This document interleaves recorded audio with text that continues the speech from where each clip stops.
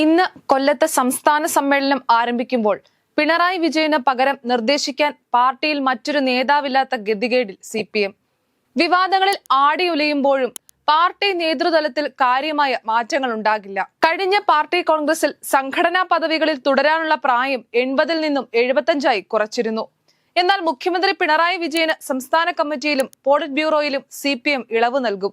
സംസ്ഥാന സെക്രട്ടേറിയറ്റ് അംഗങ്ങളായ AK ബാലൻ, PK Shrimati, Anavoor Nagappan എന്നിവർ 75 വയസ്സെന്ന പ്രായപരിധി പിന്നിട്ടവരാണ്. ഇവരെ ഒഴിവാക്കും. കേന്ദ്ര കമ്മിറ്റി അംഗവും മുൻ LDF കൺവീനറുമായ EP ജയരാജന് പ്രായപരിധി ബാധകമാകുമോ എന്നതാണ് പ്രധാനമായും ആകാംക്ഷ ഉയർത്തുന്ന കാര്യം.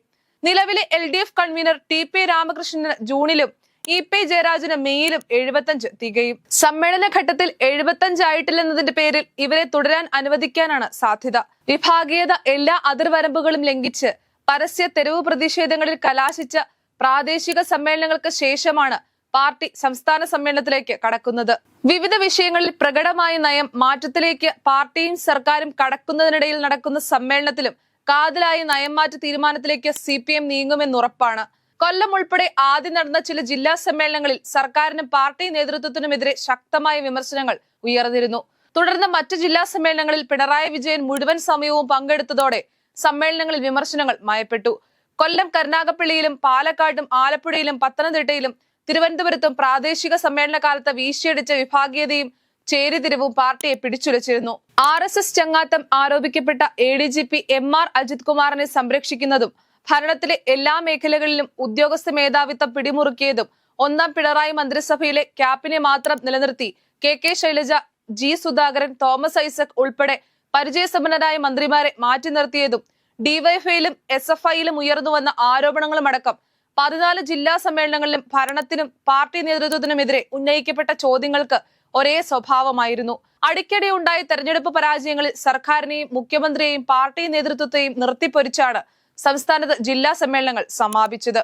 ആഭ്യന്തര വകുപ്പിന്റെ കടുത്ത പരാജയവും മുഖ്യമന്ത്രിയുടെ കുടുംബത്തിന്റെ മാസപ്പടി വിവാദവും വിമർശനങ്ങളായി ജില്ലാ സമ്മേളനങ്ങളിൽ ഉയർന്നിരുന്നു. വിഭാഗീയതയെ തുടർന്ന് പാർട്ടി പ്രവർത്തകർ തെരുവിലിറങ്ങി പ്രതിഷേധിച്ച കരുനാഗപ്പള്ളിയിൽ ഏരിയ സമ്മേളനം നടത്താതെ ഏരിയ കമ്മിറ്റി പിരിച്ചുവിട്ടും ഈ മേഖലയിൽ നിന്ന് പ്രതിനിധികളെ ഒഴിവാക്കിയുമായിരുന്നു കൊല്ലം ജില്ലാ സമ്മേളനം നടത്തിയത്.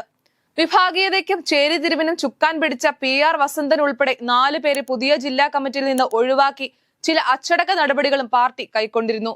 എന്നാൽ വിഭാഗീയതയ്ക്ക് മറുചേരിയിൽ ചുക്കാൻ പിടിച്ച സംസ്ഥാന കമ്മിറ്റി അംഗം ഉൾപ്പെടെയുള്ളവർക്കെതിരെ സംസ്ഥാന സമ്മേളനം എന്ത് നടപടി സ്വീകരിക്കുമെന്നാണ് കണ്ടറിയേണ്ടത്. അച്ചടക്കത്തിന്റെ വാളോങ്ങി തടുത്തു നിർത്തിയിരിക്കുന്ന വിഭാഗീയത ഇതോടെ ആളിക്കത്തുമെന്ന് ഉറപ്പാണ്. എന്നാൽ പിണറായി വിജയനെതിരെ അദ്ദേഹത്തിന്റെ സാന്നിധ്യത്തിൽ വിമർശനം ഉയർത്താൻ ധൈര്യമുള്ള എത്ര പേർ പാർട്ടിയിൽ ഉണ്ടെന്ന ചോദ്യത്തിന് സമ്മേളനം ഉത്തരം നൽകും. അതേസമയം ഭരണ തുടർച്ച ലക്ഷ്യമിട്ട് നീങ്ങുന്ന CPM 2 ടേം വ്യവസ്ഥ മറികടന്നും വിജയസാധ്യതയുള്ളവരെ മത്സരിപ്പിക്കാൻ ആലോചിക്കുന്നുണ്ട്. ഈ സാഹചര്യം മുൻനിർത്തി നിലവിലെ നിബന്ധനയഴിച്ച് 3 ടേം ആക്കുന്നതിനെ കുറിച്ചാണ് CPMൽ ആലോചന നടക്കുന്നത്. CPM സംസ്ഥാന സമിതി നിലവിൽ വരുന്നതോടെ ഇത്തരമൊരു ആലോചനയിലേക്ക് CPM എത്തിയേക്കാൻ സാധ്യതയുണ്ട്. മുഖ്യമന്ത്രി പിണറായി വിജയന്റെ നേതൃത്വത്തിൽ തന്നെ CPM ഇത്തവണയും മത്സരിച്ചേക്കുമെന്ന ആലോചനകൾ മുൻനിർത്തി MLA-മാർക്ക് 2 ടേം എന്ന നിബന്ധന നൽകിയാൽ പിണറായി ഉൾപ്പെടെ 25 MLA-മാരെങ്കിലും മാറി നിൽക്കേണ്ടി വരും. അതുകൊണ്ട് തന്നെ 2 ടേം വ്യവസ്ഥയിൽ മാറ്റം വരുത്തണമെന്ന ചർച്ച CPMൽ സജീവമാണ്. MLA-മാർക്ക് 2 ടേം വിഷയം പരിഗണിച്ചാൽ പിണറായിക്ക് പുറമെ വീണ ജോർജ്, OR കേളു, സജി ചെറിയാൻ എന്നിവർക്ക് പ്രശ്നമാകും. ഇതിൽ പിണറായി വിജയൻ, വീണ ജോർജ്, കേളു എന്നിവർ 2 ടേം പൂർണ്ണമായി പൂർത്തീകരിക്കുമ്പോൾ സജി ചെറിയാൻ 8 വർഷമേ പൂർത്തീകരിക്കൂ. 2018-ലെ ഉപതെരഞ്ഞെടുപ്പ് കണക്കാക്കിയാണ് 10 വർഷം സജി ചെറിയാൻ ഇല്ലാത്തത്. സജി ചെറിയാൻ മാറി നിൽക്കുന്നത് ചെങ്ങന്നൂരിലും VK പ്രശാന്ത് മാറി നിൽക്കുന്നത് വട്ടിയൂർക്കാവിലെയും തിരിച്ചടിയാകുമോ എന്ന ആശങ്ക CPMനുണ്ട്. അതുപോലെ തന്നെ ടേം വ്യവസ്ഥ കർശനമാക്കിയാൽ സ്പീക്കർ AN ഷംസീറിനും മാറി നിൽക്കേണ്ടി വരും. അതോടൊപ്പം ക്ഷേമ സർക്കാർ എന്നതിൽ ഒതുങ്ങാറുള്ള ഇടതുഭരണത്തെ വികസന സർക്കാർ എന്നതിലേക്ക് പരിവർത്തനം ചെയ്യിപ്പിക്കുകയും അതുവഴി മധ്യവർഗത്തിന്റെ കൂടി പിന്തുണ നേടുകയുമാണ് പാർട്ടി ലക്ഷ്യം. പൊതുവെ CPM ഭരിക്കുമ്പോൾ കേൾക്കാറുള്ള പാർട്ടി സെൽഭരണം എന്ന പദവി ഇപ്പോഴില്ലെന്നത് ശുഭസൂചനയാണ്. അടിസ്ഥാന വർഗത്തെ തൃപ്തിപ്പെടുത്തുന്ന സാമൂഹിക ക്ഷേമ പ്രവർത്തനങ്ങൾക്കൊപ്പം മധ്യവർഗത്തിന്റെ താല്പര്യവും സ്വപ്നങ്ങളുമായ പശ്ചാത്തല അടിസ്ഥാന സൗകര്യ വികസനത്തിനും വലിയ പരിഗണന നൽകിയാണ് 3ാം ഭരണത്തിലേക്കുള്ള ഉദാര പരിഷ്കരണത്തിന് തുടക്കമിട്ടത്. പുതിയ സർക്കാരിന്റെ നയം എന്ന നിലയ്ക്കാണ് നവകേരളത്തിലേക്കുള്ള പുതുവഴികൾ രേഖ സമ്മേളനത്തിൽ പിണറായി ഇത്തവണ അവതരിപ്പിക്കുക.